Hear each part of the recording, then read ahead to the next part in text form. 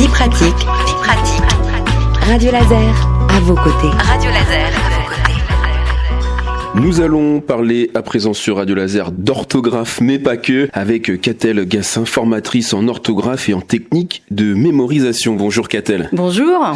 Alors une question un petit peu polémique pour débuter cette interview. La grammaire, l'orthographe en 2022, est-ce qu'elles sont encore prises au sérieux ? Oh oui, de plus en plus, contrairement aux années 80 où on téléphonait beaucoup, maintenant on envoie beaucoup de mails, on écrit énormément. Et que ce soit pour les écoles post-bac ou pour trouver un job, c'est clair que s'il y a des fautes d'orthographe, on peut être mis au panier vite fait. Avec Parcoursup, ça peut être très compliqué, notamment avec l'exemple de votre fils où on demande tout de suite un niveau d'orthographe. Oui, voilà, lui il a eu un entretien dans une école et tout de suite il a eu un test d'orthographe. Et donc c'est pour un BTS, mais il y a beaucoup d'écoles où on demande, quand vous arrivez après avoir été sélectionné par Parcoursup, on vous demande de réécrire votre lettre de motivation là à l'instant T avec personne pour vous relire et c'est parfois un motif pour ne pas vous garder. On a tout entendu ou vu des reportages où on s'aperçoit que le niveau en grammaire, en orthographe en France baisse. Est-ce que vous le constatez aussi par votre activité ? Oui, et en plus avec les différents confinements, c'est vrai que ça n'aide vraiment pas les jeunes et les moins jeunes. Et donc, oui, nous, on a de plus en plus de boulot avec cette méthode. Alors, qu'est-ce qui cloche concrètement ? C'est quoi les fautes basiques que, par exemple, les adultes peuvent faire, mais aussi nos jeunes au quotidien, au lycée, à l'école ou au collège encore ? Essentiellement, les accords avec les fichus participes passés. On ne sait jamais s'il faut mettre un « et », un « er », un « es ». Toutes ces petites choses-là, avec la méthode d'Anne-Marie Guignard, on comprend enfin comment ça fonctionne. Alors, parlons-en de cette méthode d'Anne-Marie Guignard. Plus de 400 000 adeptes déjà. Oui, tout à fait. C'est énorme. Et c'est souvent on me dit c'est magique, mais non, c'est pas magique. C'est une méthode où on va faire beaucoup de dessins en fait sur nos phrases et on va voir cette grammaire qui est quand même très abstraite, telle qu'on nous l'apprend à l'école. C'est quelque chose qu'on comprend pas forcément. On voit pas pourquoi il faudrait faire ça. Alors qu'avec la méthode d'Anne-Marie Guignard, on fait les dessins et là on comprend, on voit. Vous avez évoqué le mot dessin, moi tout de suite ça m'a donné une association de forme.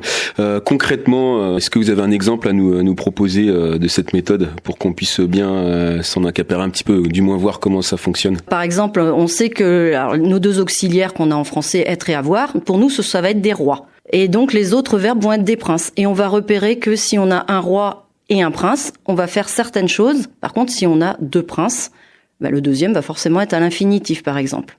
Et nos deux rois ne travaillent pas du tout de la même façon. Donc, en fonction des dessins, c'est vraiment important de bien les reconnaître. Donc là, concrètement, ça permet de voir un petit peu, ça me fait penser aux échecs. C'est ça, il y a un peu de ça, ouais. Au niveau des réseaux sociaux, je voulais revenir avec vous et nos jeunes. Ils écrivent énormément, il y a beaucoup de communication, nos jeunes communiquent énormément, ça écrit forcément en phonétique, ça simplifie le discours. Est-ce que ça les pénalise au final ou le fait d'être très boulimique en communication, au final ça joue pas non plus sur la grammaire ou votre posture là-dessus ?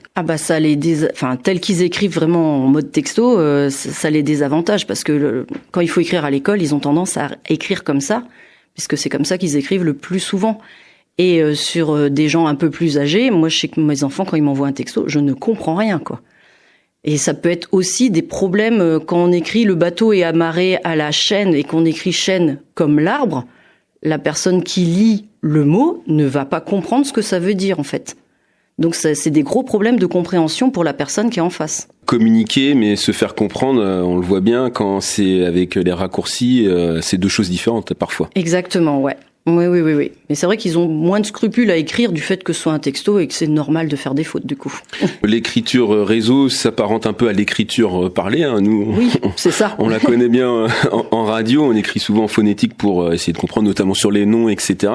Mais pour nos jeunes, c'est une incidence directe puisque c'est vrai que ils sont encore forcément aux études et donc il faut quand même qu'ils gardent le cerveau un peu littéraire, quoi. Oui, tout à fait. Oui. C'est pas plus compliqué de se forcer à écrire ça va avec le bon ça, et ça donne de bonnes habitudes quand même pour la suite. Nous sommes toujours en compagnie de Catel Gassin, formatrice en orthographe et en technique de mémorisation basée à Guichen. On rappellera un peu l'adresse exacte de votre cabinet où vous recevez d'ailleurs. Alors Catel écrit, comment ça se passe vos séances? Alors il y a un premier entretien parent-enfant qui dure 1 heure, 1 heure et demie pour bien se connaître, pour que chacun puisse poser ses questions, et où je teste la mémoire des personnes pour savoir si les gens sont plutôt auditifs, visuels ou kinesthésiques, parce qu'on apprend tous de façon différente.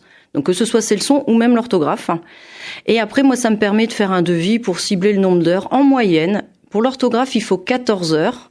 Et pour les techniques de mémorisation, il faut 6 heures seulement. On peut peut-être rappeler avant de se quitter, vous êtes sur les réseaux. On parlait de réseaux tout à l'heure. Oui. Lesquels? Donc sur Facebook, Instagram et LinkedIn. Génial, et on mettra bien entendu avec le podcast de cette interview l'ensemble de ces coordonnées pour vous contacter. Catel Gassin, merci. Merci beaucoup. Bonne continuation. Merci aussi.